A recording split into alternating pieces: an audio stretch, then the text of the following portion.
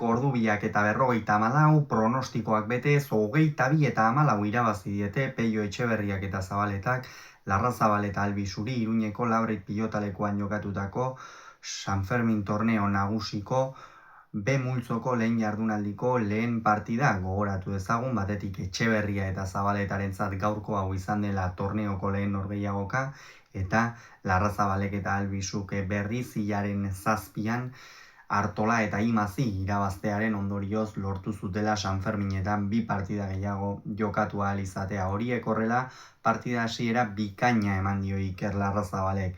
Erritmoa ezartzen badakigu, pilotari onenetako bat da, boleaz, ezkerrarekin, sekulako bizitasuna ematen dio pilotari, eta hori hasiera horretan baliatu du. Gainera, atzean Jonander Albizu ere zuzen jokatzen hasi da, oroar, eta 4-1 aurreratu dira, baina hortikan aurrera guztiz bestelako norgehiagoka ikusi dugu.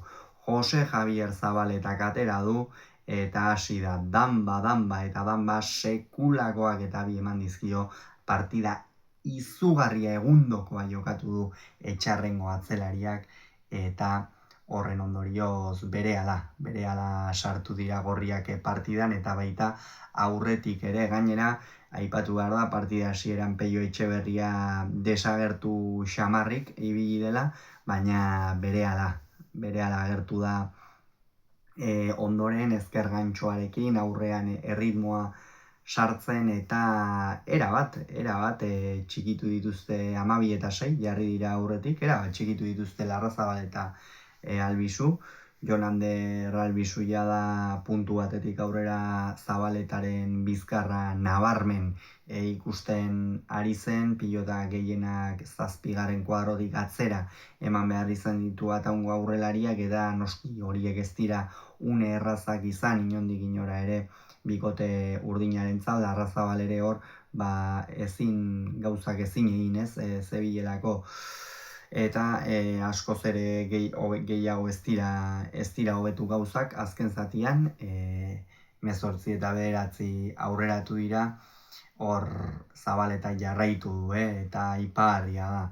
Jada 81koa da, oker ez baldin banago Jose Javier, beraz jada baditu 35 urte, eta oraindik ere halako kolpea edukitzea, 7tik nola kendu, aurrean hartuta pilota guztiak errebote inguruan sartu. Ikeragarria Jose Javier Zabaletarena, eta oso, Jon Mari Ezkurrena bai, jotzaia badaude bai, baina Zabaleta gaineko zehaztasunarekin jotzen dutenak eta zentzuarekin jotzen dutenak, ez dira asko izango, eta gaurkoan beste behin ere aparteko erakustaldia eman du Iruñean San Ferminetan Jose Javier Zabaletak. Egundokoa, hasieran pentsatzen genuen, partidaren testu ingurua horrela ikusita behar bada Larrazabalek izan ditzake abaguneak eta baliatzen baditu hor urdinek aukera bat, baina ez. Berehala hasi da danba Jose Javier Zabaleta, eta azkenerako aipatu dugu moduan 22:14 amaitu da norgehiagoka. Honen bestez, orain batetik okerrez banago Etzi Nafarroa Arenan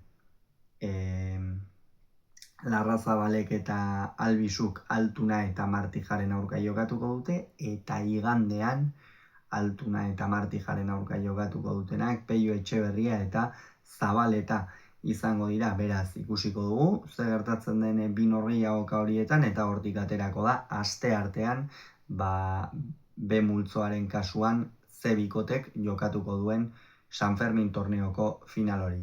Gogoratu, Etxeberriak eta Zabaletak 22, Larrazabalek eta Albizuk 14, Iruñean.